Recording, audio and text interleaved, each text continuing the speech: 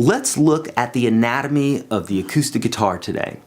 So whether you're talking with your friends or you're talking to a guitar repair person or you're going to purchase a guitar or any myriad of other reasons why, it's really important that we know our way around the guitar just like we would know our way around a city. So let's go over some bits and pieces here. So you can think about the guitar as your own body in that this is the body, this is the neck, and this is the head, okay? The head or the headstock, okay? And let's work our way from the headstock up, okay? Most people will say this is down the neck, because if you're holding it like this, then you're swallowing, that's going down, right? But this is going up the neck because we're going up in pitch, right? So this is always going up the neck, remember that, okay? But let's talk about the headstock or the head of the guitar. Most people will call it the headstock. And you see these guys here, those are called our tuning pegs, right? And those obviously have the string around them, and when we tighten them or loosen them, that will tighten or loosen the string. Sometimes you'll have 6, or I should say 3 and 3, or you'll have 6 on one side, like on electrics. A lot of electric guitars have that. Most acoustics, it'll be 3 and 3, okay? It's also called the string tree. That's what this is right here. And these are your posts, so your tuning posts, that's where you string the string through.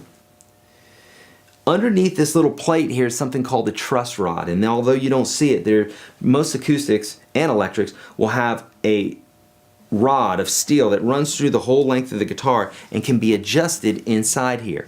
I advise most folks to not touch that and let a professional do that. I've been playing for many years and I still don't like to do it myself just because there are folks that really know what they're doing out there. I prefer to play guitar and not work on guitars, okay? Just time-wise and because I don't know what I'm doing like a great luthier would be. However, that doesn't mean you can't do it. And back in the day when I was a teenager, I used to mess a lot with my guitars and adjust, but I also had the time to do that. So if I messed something up, I could take a few hours and adjust it. Anymore, I don't like to do that. You know, so working our way up the neck, this point right here is called the nut, okay? N-U-T. And that can be anything from plastic to copper, bone, brass. It can be all sorts of things, okay? And the more dense that is, the brighter your guitar sounds, the louder your guitar sounds, okay? Now, these little things that you're seeing, folks will refer to those as frets, also known as fret wires, and it's a little raised piece of steel right there, and that's what the string rests on to create the different pitches going up and down the neck.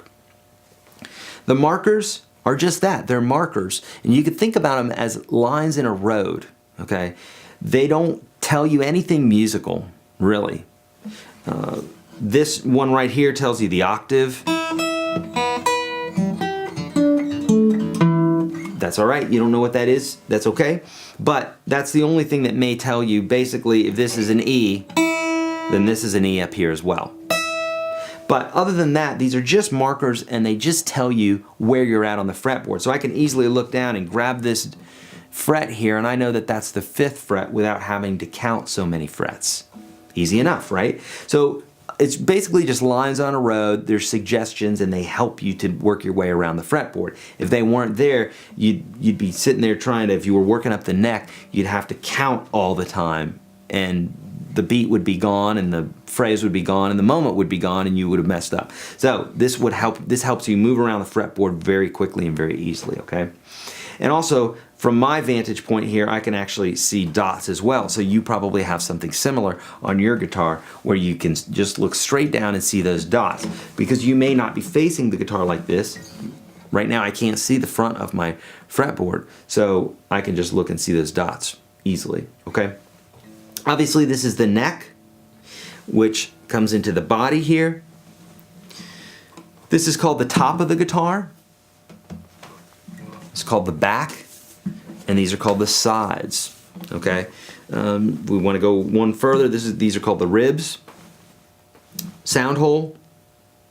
Inside are the bracings, and some folks are very particular about the types of bracings that guitars have.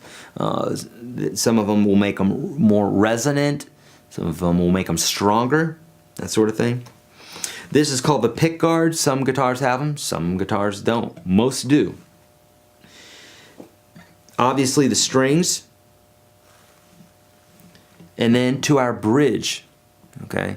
Now on acoustic guitars, we have a bridge, and the whole thing together here, you know, this is what we call the bridge, but really the whole thing is the bridge.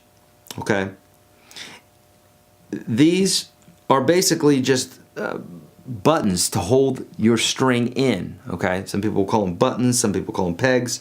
Nothing too particular there. These are our guitar strap holders. So this is where we put our guitar strap on. Some folks will have these on their guitars, but not these always, okay? And the reason being is the way folks used to oftentimes strap their guitars up is they would have a strap going right here over their neck, and then instead of attaching here, they would attach it to the top of the headstock with like a shoelace or a piece of rope or string or that sort of thing. Most folks don't suggest that because when you're playing and you're putting any sort of tension at all on the neck, it's bending the neck. And obviously if you bent it too much, that could harm the guitar. But even if you bent it a little bit, it's going to slightly put the guitar out of tune, like this. By just torquing the neck just a little bit. So if you have the strap here, it's not interfering with the tonality of the neck whatsoever. Okay? Alright, so that's a basic, brief overview of the anatomy of the guitar. So what you want to do is kind of quiz yourself now and check out the attachment that's there, and grab the guitar, pick it up, and see if you can name everything. If you can't, go over it, look at the notes, and then try it again, because this is really important when you're talking to other folks about your guitar and you're not saying the thingy up here. You're saying, hey, the D string is slipping within the nut a little bit, or it's not moving at all. Can you fix that? You know, it's going to make you sound more intelligent, and you're just going to be able to know more about the guitar. All right, let's keep going.